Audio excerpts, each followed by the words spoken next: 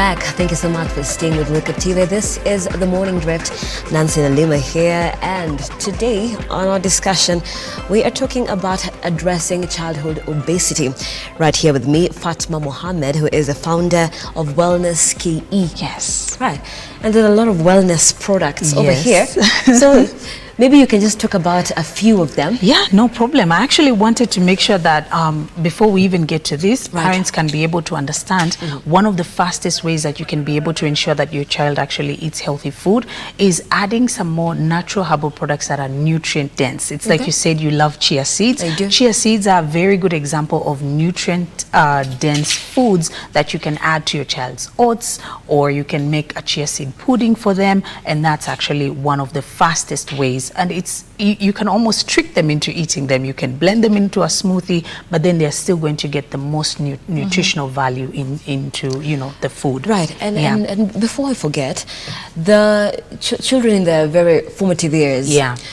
Breastfeeding has been said to, if exclusive breastfeeding could help prevent obesity. How does that work exactly? It actually helps because exclusive breastfeeding actually assists, almost like you're setting up your child to have actually a healthier body all throughout their life, because you find that there's a lot of research that actually supports that children who are exclusively breastfed actually end up having healthier immune system and healthier bodies. So it is a factor to consider, and so for parents out there, there's a reason why the breast milk is there. It's because it needs to be able to assist the child as they keep growing and developing, and also even as children go into their pediatrician to see the doctor for checkup and things like that, they have a growth chart to check, like how is this child actually developing, their height, their weight, and things like that. And that is actually an indicator of how healthy this child is going to be, or the opposite. So it's something to obviously think about if you're a soon-to-be mom or a mom. Yeah. So in terms of the products, it's very important to use natural products, because they're actually going to help you in terms of making sure that you balance your blood sugar levels and your insulin levels. So we always advocate for going natural, because obviously what is inside of this particular food. Some of the foods that we actually have here are like chia seeds, as you've mentioned, and we also have sesame seeds. We also have pumpkin seeds.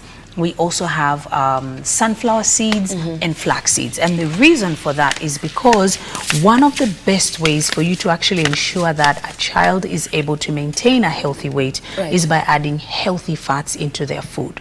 So by healthy fats, we're talking about foods that are going to be rich in essential fatty acids. And the reason why they are called essential fatty acids is because your body does not make them. Your body is not capable of making them. So it's your duty to actually put them into your body.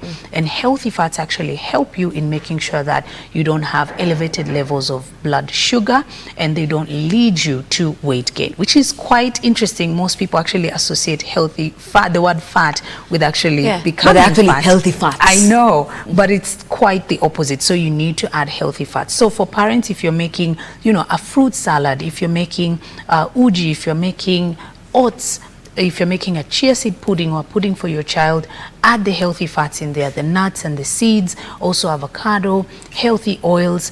That way you'll be able to counter the blood sugar for your child, and it actually is going to keep them very full when you think of in terms of the amount of food that they're eating.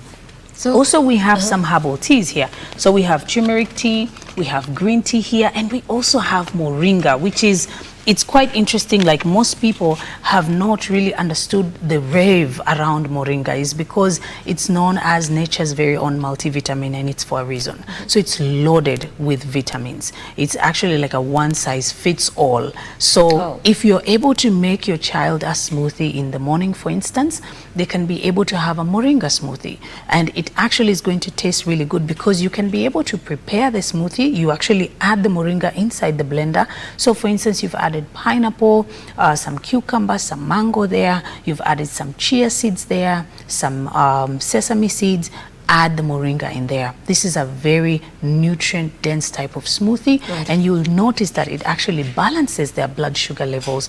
It actually keeps them full, and most importantly, it's highly nutritious. So it's that one thing you give them that's actually going to do a lot for them within that, one particular glass of smoothie. And for a lot of parents, say there's a rush in the morning. Just, you wake up, you have to drop the kids, and you have to go to work as well. So they want a breakfast that is going to be very fast and very easy. So and easy. So with nutrition, people think that nutrition is tasking. I know, but it's not true. Exactly. So how can say an easy breakfast, fast enough and healthy, be made for kids? Well, this is the first thing you need to think about. Consider it, whatever breakfast it is, think about it being a balanced type of breakfast, right? So consider what's going to actually have some protein, what's going to have some healthy vitamins and minerals that are going to help your child. And also, in terms of carbohydrates, make sure that they're not refined carbohydrates. By refined carbohydrates, we are talking about the your white bread, your cookies, your sweets, and all that. Make sure that you go complex carbohydrates. If it's brown bread, it's actually going to not spike the blood sugar levels. If it's oats, it's going to be a lot healthier. That's actually very fast. There's a reason why they're called instant oats, because they're very fast for you to prepare.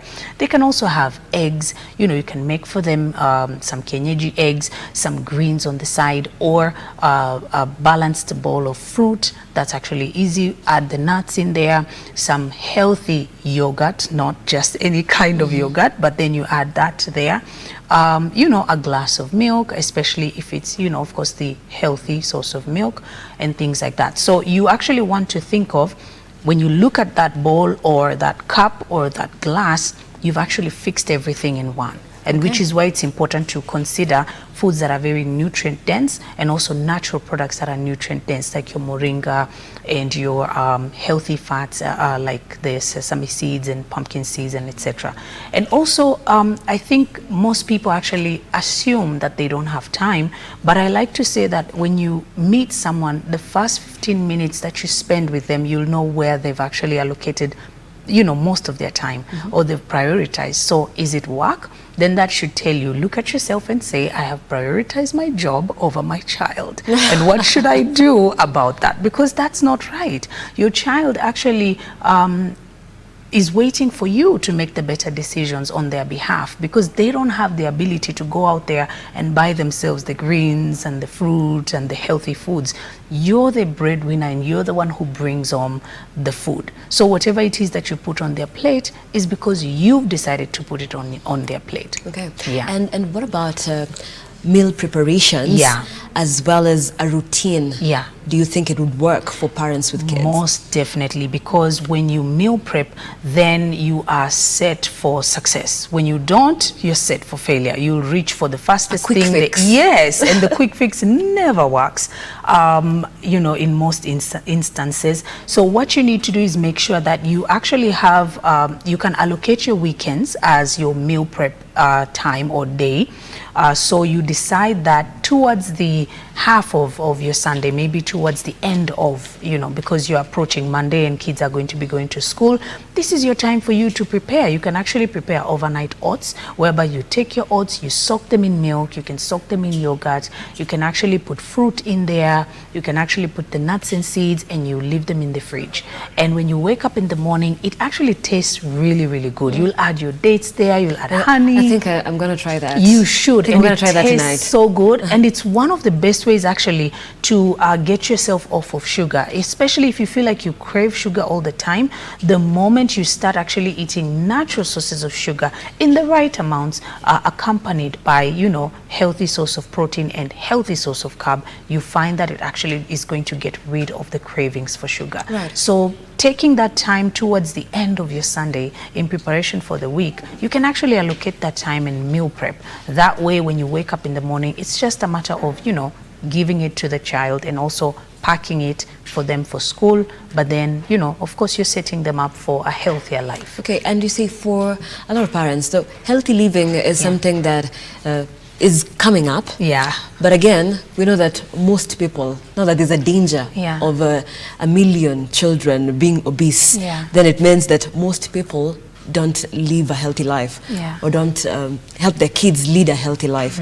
Then so if your child has packed very even healthy snacks to school, then when they go to school, they see someone else's lunchbox. I know. And it has cookies. I know. And it has biscuits.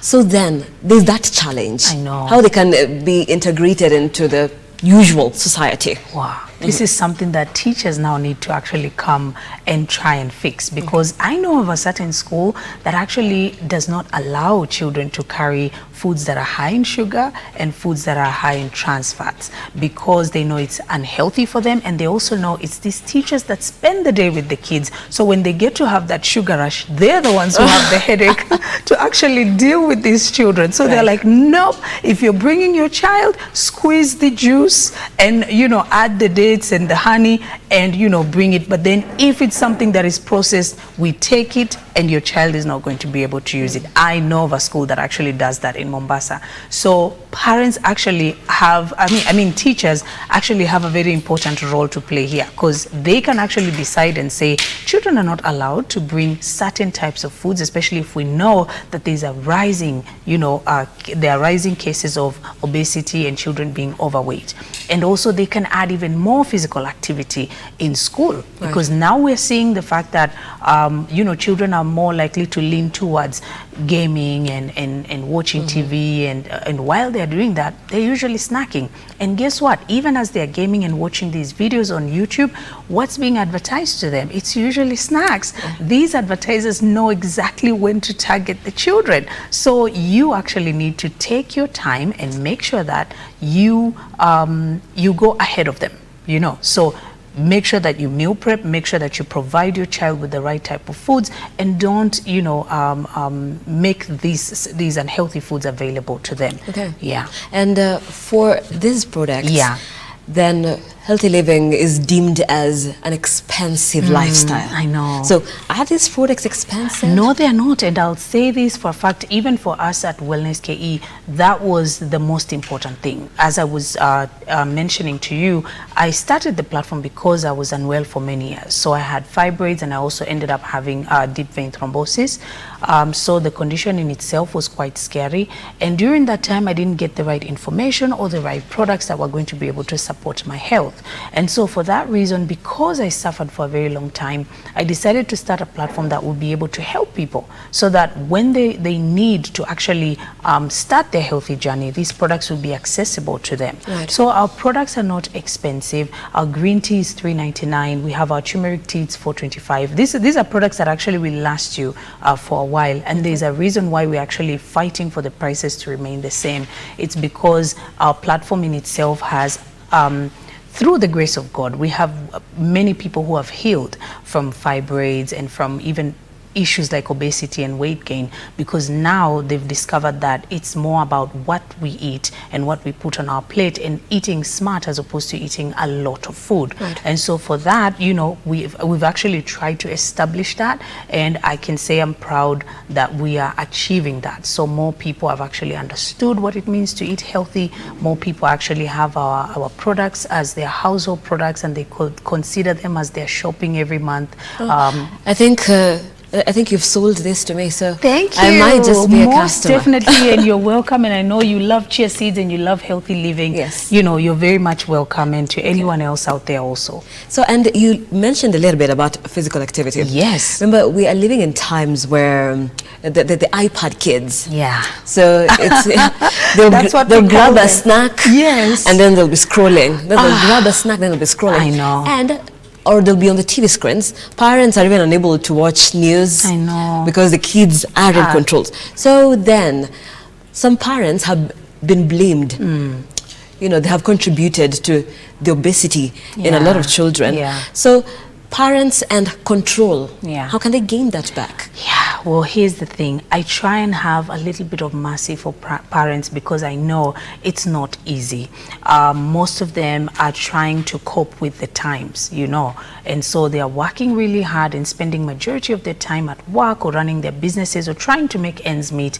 And because of that, you know, children actually have all this time unsupervised, and they are spending their time, you know, actually sitting before the screen. Right. But what you have to do as a parent is to actually start involving physical activity. We're not talking about, of course, not just fitness, even though there are many videos on YouTube that actually support and will be able to allow your child to train and work out. Other than that, add physical activity in their day. Allow your children to be able to have time to move their body and to play, because chances are, even in school, they don't have enough time to actually do that and move their body. Okay. So creating that type of environment, even if you have to be there and involve yourself, even if you have to supervise or have someone to supervise, also find out if there are activities that can be able to, like sport activities that your child can engage in. That means that when they engage in a sport activity like football or basketball or whatever, that means over the weekend, instead of you guys going to the mall and spending a lot of your money on food that's going to not be healthy for you, they'll probably be at a game and you'll be present at the game to watch them play. Right. And these types of activities are actually going to assist your child in, you know, obviously having a healthier body and having, you know, living a healthy life. And would it be easier if the parents are fit as well? Yes, then when the child sees this, then they'll be I know, you know why? Because children learn from example. So as a parent, also think about that. Think about the fact that your children are watching you and they're learning everything from you. So if you also have to be able to develop this type of characteristics, then understand that it's going to lead to your children being a lot healthier. I know just from us growing up, my mom was very big on her skincare. And because of that, I ended up taking care of my skin all the time, because I would see her taking care of herself with natural products. My dad actually had a section at home where he had his weights, his dumbbells, everything, and he would train before he takes us to school. He would go swim, come back, actually lift some weights, and then take us to school. So I grew up actually seeing that, you know, even though I started like in my 20s, but I knew it was from somewhere. This is how you were socialized. How we were, yes. So because of that, I grew up knowing that this is a healthy habit. Okay. And so these are habits that I'm never going to kick, because I saw them from two people that I actually, you know, adore and would like to emulate. And so as a parent, you actually need to do that. Set examples and try. And I know it's difficult, because sometimes parents are trying to do everything at the same time, but prioritize. Because when your children are not here today, or when your children are sick, you're the one who actually feels the pain the most. I know even when I was sick, that's what my mom would tell me all the time. I wish I could take that pain and carry it. And so you need to be the one to do it, because you know later on it will hurt you more if they're not okay. Right. Yeah. And as we close, let's talk about the COVID-19. Yes. And how it just highlighted a lot of our weak areas as the world, as the Kenyan society, and a lot of health complications. Yeah. And most so even in children who got sick, who even lost a few children due to the COVID-19 pandemic, who had these underlying conditions. Kids with diabetes, kids with lifestyle diseases, and that is pretty alarming. It's actually scary when you think of it, because during this time, when children were not actually going to school or leaving their houses, so to speak, this was actually a time for them to actually engage themselves in more activity. And I was thinking about it yesterday, like if this would have happened during my era, chances are we'll probably have even more time to play the whole day. Can you imagine? And that will be like the best feeling ever.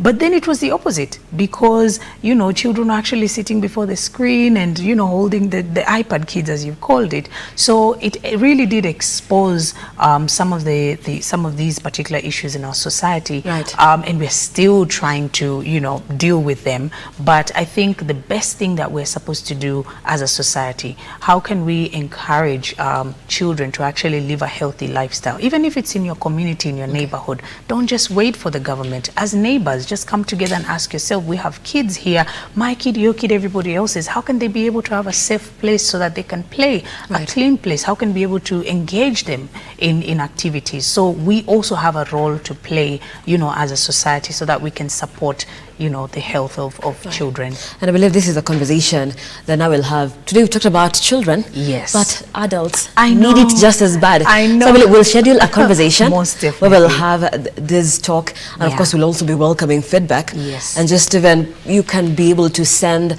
all your concerns to Fatma right here, and we'll be addressing them at a later date. But thank you so much, Fatma, for being part of the conversation. She is the founder of Wellness KE. And our conversation this morning, addressing childhood obesity. Let's keep the conversation going across our social media platforms. Let's Look Up TV on Twitter, Look Up TV on Facebook, and Look Up TV on our YouTube channel. I am Nelima. Thank you so much for watching. I'll be handing over to Simba, and he'll be letting us know what's happening on the business front. Have a good morning.